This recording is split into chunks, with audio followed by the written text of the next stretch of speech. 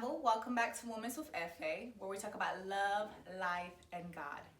Now, the topic of what is love has been amazing. We've been learning about what love is, not based on what we know about love, but based on what the scriptures from 1 Corinthians chapter 13, verses 4 through 8 says. This is just a section of an entire series, I would say. So if you've missed any part, the links below in the descriptions will take you exactly where you've missed and make sure you catch up. Now also, don't forget guys, to subscribe. Not only should you subscribe, but hit the bell button. That way you're always alerted when new posts have been posted. Let's get started. The other part that I love is the verse 6 that talks about how love is always supportive, is always loyal, and is always trustful.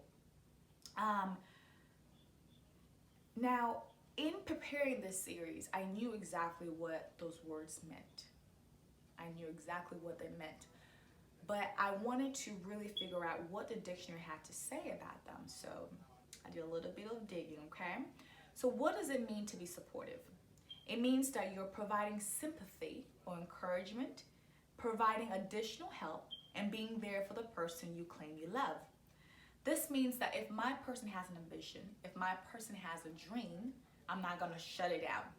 I'm going to support you. I'm going to help you to get there. And when it comes to support, look, if you are in love with somebody, if you claim you love somebody, you need to be their biggest cheerleader. Don't let the world be their biggest cheerleader. Make sure you are their biggest cheerleader. And I get it, there's some people, they bring the stupidest ideas to you, okay? Friends, loved ones, etc. You're just, and in your head, you know that this is not going to happen. You know it's not going to work. I have a story. I won't share it because she's watching this video. But you know it's not going to work. But don't be the person that says, nope, you're stupid. No. You're crushing that person's spirit.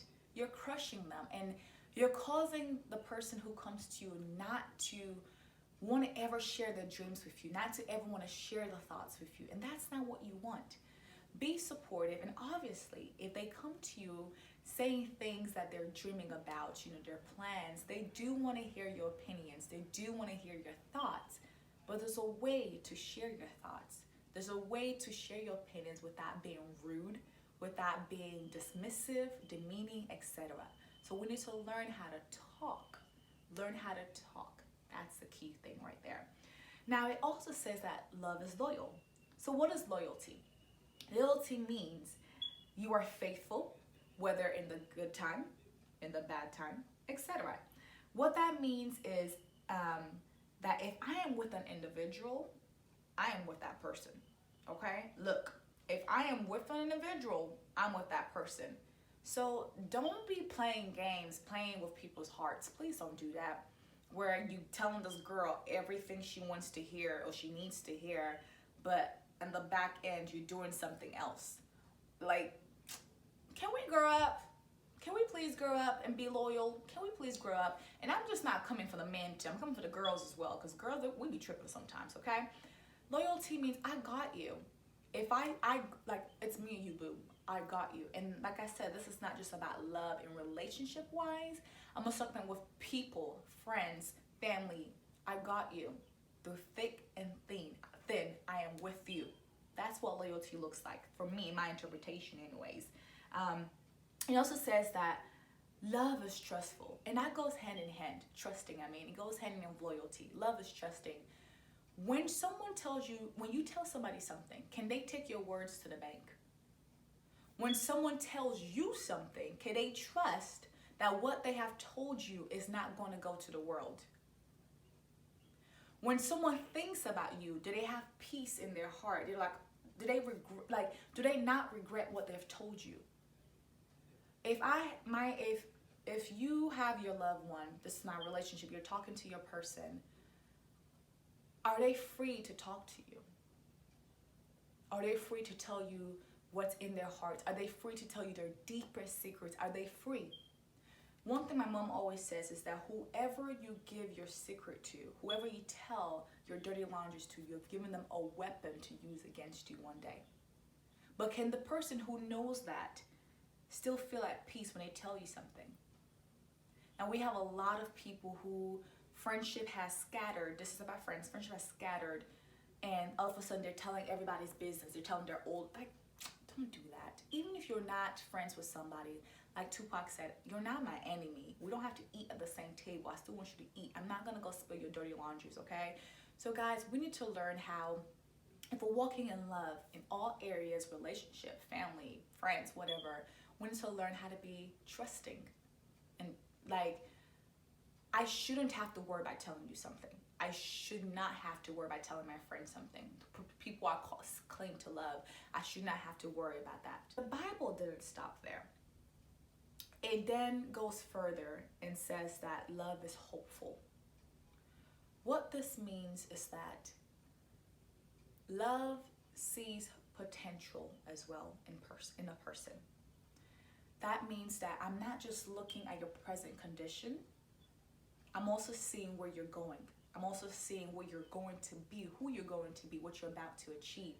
It means that though it may be dark right now, there is light at the end of the tunnel. It means that the things that I've been hoping to happen, it's not happening now, but it's okay because I'm going to keep having faith. I'm going to keep having hope. A lot of people, this generation, we throw the towel in so easily. We give up so easily when things are tough, when things are not working in a relationship, when things, are not being seen eye to eye. We just like throw the D word. We get there's so many divorces left, right, and center. People, 72 days of marriage, I got divorced because we have some differences. It's just crazy. Why do we give up so easily? Why? Look at the marriages that we've been seeing. People who got married for 30 years, 40 years, our grandparents, they're still married right now. And then what baffles me is that when you hear someone in this generation that has been married for 10 years, we're like, oh my God, we start clapping. Why? Because we're not used to that. And that is not good. Guys, we need to learn how to be people that have some patience. We need to learn how to be people that don't throw in the towel so easily. Fight. Love fights for what it wants. You say you love this person, and yes, things are not all, beautiful and stuff like that, but fight for what you want. Fight for your person.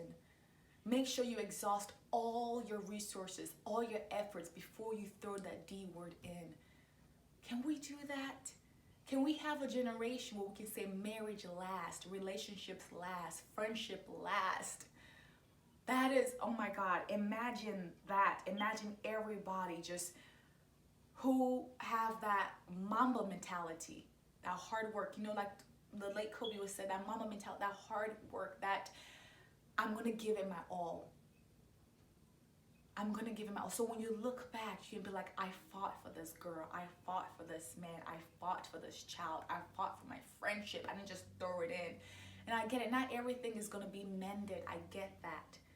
But can you look back and say, I gave it my all? That is what it means to be hopeful. It means through thick and thin, bad weather, good weather, the ups and downs, whatever. I have hopes. I'm not going to give up easily. I'm not. That's what love looks like. Man, this is crazy. I love this. And I just want to say, please don't let divorce. I'm not married yet, but I know a lot of people who every time something happens, let's break up. Okay, so that used to be me. I'm still working on it, okay? In my previous relationships, every time things happen, it's like, it's not gonna work. Let's just break up. What's the point? What's the point? I'm not saying there's some things it's just not worth fighting for. And you will know the difference, okay? You will know the difference. But let's be fighters. Okay? That's what being hopeful means. Let's be fighters before we throw the D word in. All right? So how do we make sure that we are hopeful in our relationships? Number one, I'm actually going to read from this because I want to make sure we cover all that. Number one, always ask God to help you see the best in people.